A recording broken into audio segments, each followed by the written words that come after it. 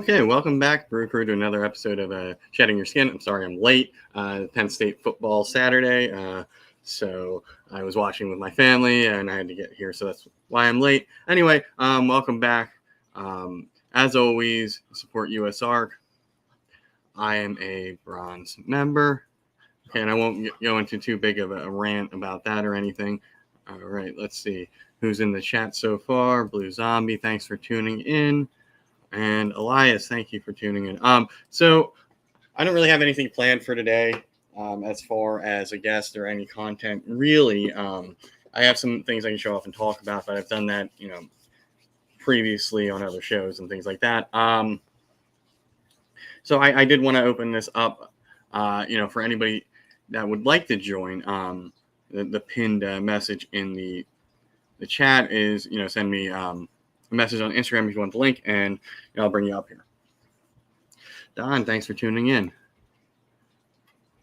Yeah, so for me, it's really, really hard to keep the, having Saturdays free in the fall and keep to a schedule, because I am an avid college sports fan. So if Penn State's playing, chances are, this won't be live, or I'll do something early in the morning like I did last week. So it's really difficult for me, because it is something that I really enjoy, but I also like enjoying this and doing this, and I don't like messing with the algorithm. So I'm trying my best to sort of have the best of both worlds, where I can do this, put out the content, and also enjoy, sports. It's just weird. This is the first year of me doing this on a Saturday during college football season, so that's proven to be a little, interesting as far as timing goes. Before, my show was on a Sunday, it was at 6. So, chances are, maybe I'd miss part of a football game, but I wouldn't miss, a whole game. So right now, if it's a 3:00 game or 3:30 game for college football, depending how long it goes, that's my entire window. So I'm either going on early in the morning like I did last week, or I'm not going on and doing a pre-record just to put something out there, because I don't want to bump into somebody, that's got a later show on a Saturday, or, like last week, I did one very quickly, very early in the morning, because I didn't want to go over, Elias goes on at 10:30 my time. So I didn't want to, do that, go into their slot. So, I try to be mindful of when other people are on, and, not sort of intrude on their carved out space. So I feel for me on, Saturday at 4:00, that's, when I'm on. So I try my best to, be on at that time, or earlier in the day, in the morning. So anyway, let's see who else joined. Tammy, thanks for tuning in. Rudy, as always, thanks for tuning in. Probably going to be the first one to comment on the video after I'm done.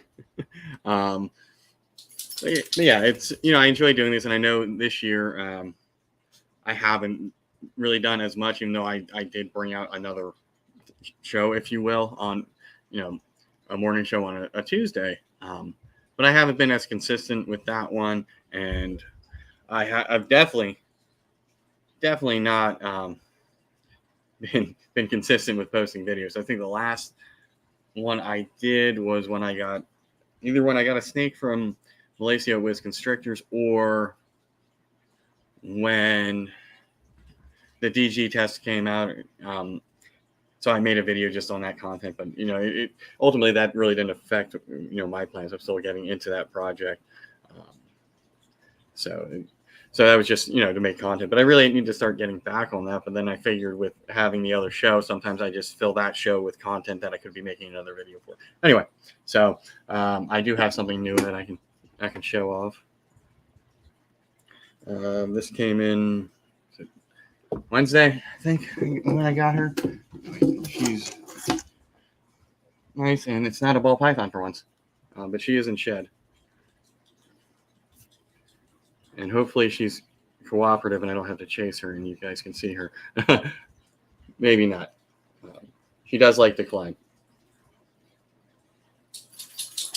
But the one nice thing is I can handle her a little bit differently than most, because she does have a drop tail. So I'm going to try to. So she's a Harlequin. I think, she does have some, Dalmatian spots. She's a proven breeder. So hopefully, hopefully we can get her paired to my male, which is also a Harlequin. So should have the same pattern, maybe get some of these dots. And she is shedding right now. So obviously fired down. But so hopefully I can get some pictures when she's acclimated and get her, and she's all fired up. But it's really a pain with these guys because they move around so much. But yeah, she's really friendly and, not flying off. So that is nice. And I see that my light did adjust for her, but I'll go ahead and put her back if she lets me. She does like to climb. So, yes. That's one of the issues I face with them when they're not staying still. But anyway, okay, she's back in. So I got substrate everywhere. So one of the issues she has right now is, and now that I figured out that I am assuming this is the issue. So she was shedding. So I was wondering why she was unable to stick to the glass and stuff in the enclosure and why she was on the ground. And I'm assuming that's the answer. And if that's not, and she's still unable to climb when she's finished shedding, then she might have stuff clogged because the glass isn't wet. So we'll see. I was a little worried, and then I realized, she was in shed.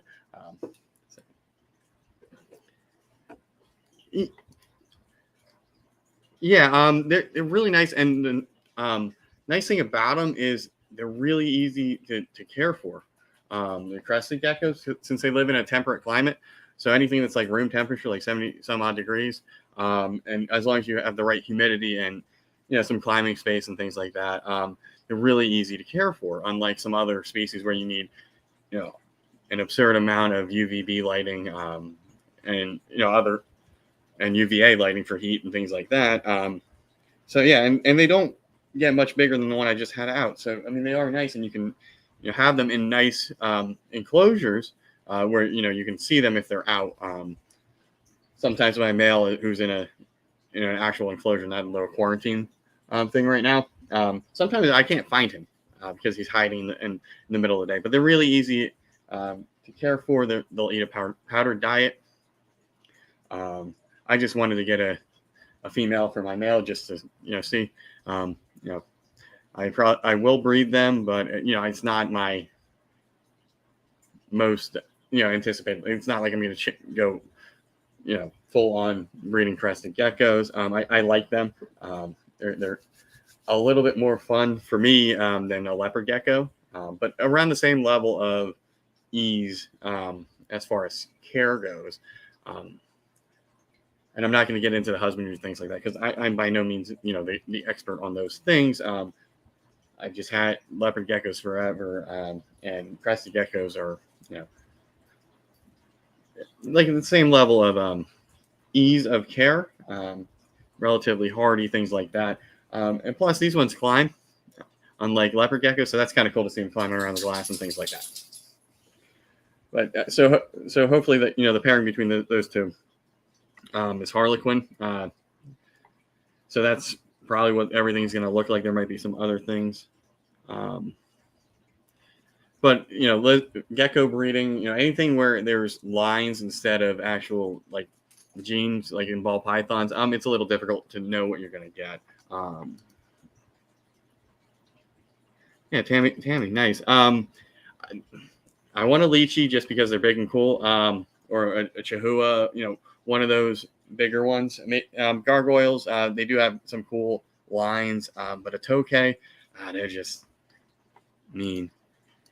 Hey, Nicole, I'm here. I was late, though, and I just showed off my new crested gecko. I don't know if I've made a post about that anywhere else yet, but it's just a Harlequin proven breeder girl. Might have some other things in her, but I don't know. She didn't come with a lineage, just what was observed. Same with my male, so it's a little. We'll see. It might take a couple of years for me to be able to say, yeah, here's what's in there if I breed them moving forward. But yeah, it's always exciting to get into a different project. I'm missing college football, but like I said earlier, when I started, I didn't really have anything planned. Just show off the new crested gecko. And if anybody wants to join, just DM me on Instagram, and I will send you the link. Let's see if you get a the glass door. Yeah.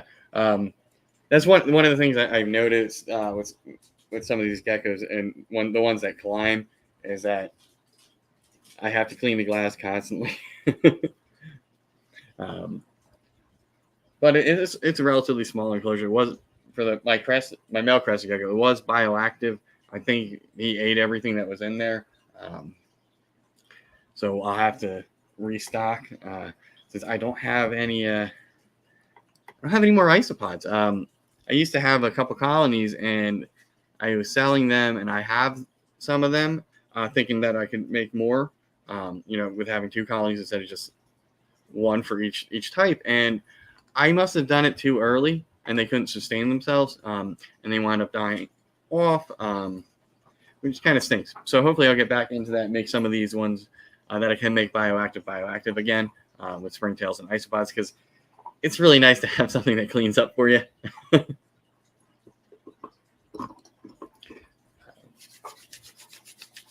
yeah, the only thing I have insects-wise is the dubia, and even that's less because I don't have really anything besides the leopard geckos and my bearded dragon that eats them. So I'm just keeping them up and expanding because I can sell some to Danny from DTMG. That might be the only reason I'm still going that route, unless I expand and do more lizards at a later date. But the dubia colony is going, so there's no it makes no sense for me to just sell it or get rid of it, because I can feed the lizards that do eat it and sell off anything else that's too much. But anyway, anybody wants to see anything or has any questions for me, you just shoot them in the chat. I'm not going to bring out the boa or the blood just because I don't want to get bit or have a negative reaction during a live. Plus, I sit down for these, and when I handle those animals, I'm standing up, and I'm really not set up for that. And my dog just sneezed. Nice. That was a good sneeze. When I had them, I had the powder blue and powder oranges. I think that was it. Nothing too fancy. I think I had some of the wild types that you normally find outside. But I wasn't too smart about keeping them. I thought they would be a lot more hardy than they were, and they weren't. But I only have right now one enclosure that where I would have them. Anything else that I had them in that was bioactive, those animals have since passed. I had dart frogs and things like that. I just answered that.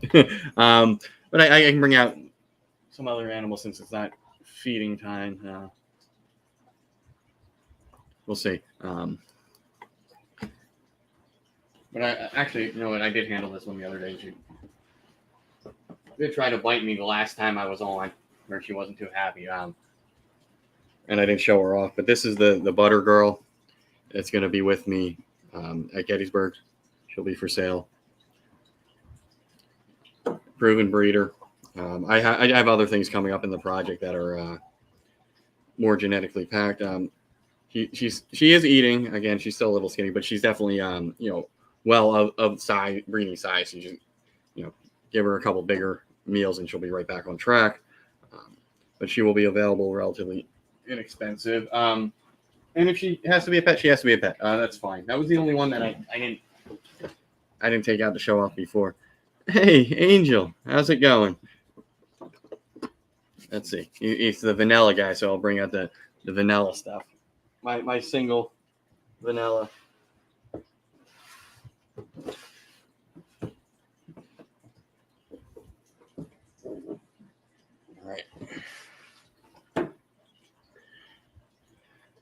All right, so I don't know if I've showed this one in a while, but this one's the super vanilla trick. I need more. Well, everything she makes is going to be vanilla, so I'll have more. And she's possibly het clown. So that's probably what I'm going to pair to her when she's of size, is my blade clown. If my GHI clown is big enough by the time she's ready, then that's probably the better option for me. To get GHI and Trick and Vanilla all together, I think that would be pretty cool. Yeah, I don't know. There's a couple that like I know what genes I want to work into them. I just don't know which male I want to do, or if I want to wait for another one to be of size, or something I produce, or just buy something else. I'm being really, really picky with some of these other projects this year. A lot of my stuff is surrounding Ultramel and Pied, or Ultra, like together, not separately. So I want to make sure that I focus on that first, and what projects, in my clown stuff or hypo stuff, what can lead back into that Ultramel Pied stuff. Because that's ultimately, what I want to do. And a little pun with the ultimate there. So hopefully this year I'll be able to hit Pied Head Ultramels, some other, and everything will be double het. If it's not visual Pied, so that's nice. And then next year I'll have the shot at the double visuals for the Ultra Pieds. But I want to be able to work some other stuff into that, because I will have the Ultramel Het Pied. I have the Ultramel Het Pied breeder male, and I want to be able to have some other stuff that I can work some codoms in to take some chances. What, Stella? Take some chances in with my Ultramel possible Het Pied female. Yeah, I know, Stella. My dog is finally. Oh, now you can actually see her. She doesn't like when I do these, so she distracts me, and she's already been outside, so she's gonna whine. I know. Really? Yeah. One of the issues of having an older dog, and I think she actually just wants to play, so that's good. I want to work everything back to sort of the Ultramel Pied stuff. And there are some other projects where it makes more sense just to go straight with what's in there. So for my pastel acid Het Clown, possible Het Pied, I probably want to do your Clown Pied, or I have the option to make double het Ultramel Clowns, possible Het Pieds with a couple codoms in there, and that's a long shot on hitting anything as far as the double visuals, possible triple, or double visuals in that case. So I'm gonna actually test the ones that are POS hets to see if they're actually 100% hets, because that makes it a little bit better. So it really, for me, it's like long-term planning, and what do I hit now? What do I need to buy later to plug in? What's the the not necessarily the biggest gamble, but what's the most powerful combinations that I can sort of work together to sort of get ahead. So with that one, if I have even a Clown Pied would be an improvement, because then it's 25% odds of hitting a visual clown, and then you have the passed on the acid in there, and then the possibility of Het Pied. But if I have a visual Clown Pied, then anything will just be 100% het if I don't hit, if I don't test for it. So it's just looking at things like that, where I need some vanilla Het Pied. Yeah. So I don't really know if I want to work this Ultramel Het Pied dude to, like a workhorse, just so I get a lot of, Ultramel hets and POS hets, and then, either just look if they have tracks or, test. So, we'll see. If I had made plans for next year or in the following year based on stuff hatching this year, it probably wouldn't have gone too well, because I only had 4 snakes that survived. So, that is difficult. So I don't want to necessarily, think too far ahead when it comes to stuff that's being produced. But I want to give myself a roadmap as to what I can produce, what are the possibilities, and then where can I add in, or where would I need to add in if I miss or something doesn't go, or nature happens. So it's sort of, I haven't quite really done that, projected like that far out, past 3 years, past what I have here growing up. So it's going to be interesting. I I know I'll have some like pet stuff, lower end stuff, but it's going to be more of a byproduct of what I'm shooting for rather than something intentional. And that's just for me, because if I hit on a lot of pet stuff that doesn't sell, then I'm stuck with it. I'd rather hit on the projects that I want to work on, and then males, things that are pos heads, things like that. Then I can move on from them, and I'm not as encumbered. If everything hits, something like that. So yeah, that's sort of my plan there as far as moving forward. I want to be intentional. I don't want to make snakes just to make snakes. Yeah, it's cool, it's fun every time, but I want to work towards a goal with the snakes that I want to make, or the future that I envision here and where I see myself going. I don't want to breed just to breed and breed just to make money. I want to make really, really cool snakes.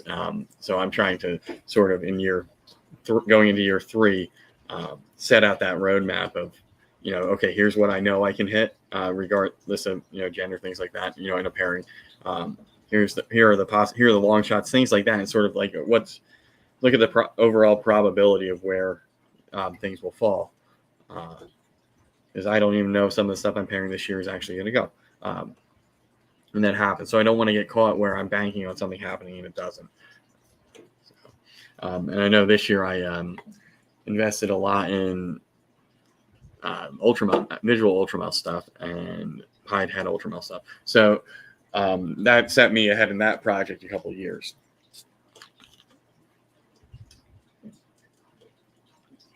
So instead of making double heads this year, they didn't go. Then waiting 3 years or so to grow them up, pair them, and then have a 1 in 8 chance of every egg to have a double visual. Now I sort of jumped that, so it's I'm doing visual het to visual het next year. So the worst case scenario, everything's double het, but I can have double visuals, visual hets, and visual hets for ultramelt pie. So that's exciting. I'm not really going to have make any normals, if you will. So that's sort of where I want to get with a lot of these projects, where the probability is significantly reduced in for what I want to hit. So rather than triple head to triple head, do visual double head to different visual double head, something like that, to sort of minimize the problem or increase my chances, if you will. If you pair anything that's a super to anything, you're going to get everything's going to pass on those genetics. So same thing with visual recessive animals. So I want to craft everything where I sort of have an idea of what I'm going to be able to what's going to come out as far as if it's supers act like supers or recessive projects. I want to have a better idea, and it's nice to have that surprise, but I also want to be able to positively ID what comes out. And I see there's a lot going on of, well, is it this? It could be that type of thing. So I want to try to avoid that as much as I can. And I know when you add multiple codons, multiple things together, it can sort of muddy up the lines on certain things. But I want to, just make sure that when I tell you, hey, this animal is a pastel acid clown, there's nothing else possibly in there. I don't want to surprise somebody. And if there's something I have a question about, obviously I ask people. And especially if I'm unfamiliar with it, a certain gene, where it can be pretty hard, not physically seeing it in person ever, just seeing it on a screen. So I do conference, if you will, with other breeders about what I'm seeing and ask, and that doesn't hurt. It doesn't make you any less knowledgeable. It's just like, hey, I see this, do you see that? And you get enough people saying yes, then chances are it's going to be that. But I also don't like to jump to conclusions on certain things when I don't know they were in the pairing. So it's sort of, I have to prove it. So if I think if something's got a ringer and I think it's possibly het for pied, it's not possibly het for pied until it either isn't het pied or is hit by, something like that. Because I don't like to, it gives me false hope. It gives somebody false hope that something is there when it's not. Especially I have a clown that's possibly Blade. It may or may not be. I'll know when it produces some blades, and then then it will be a Blade clown. But I haven't really listed it as that. So anyway, I think that's my rant for the day. I don't see anybody. Did I get some DMs?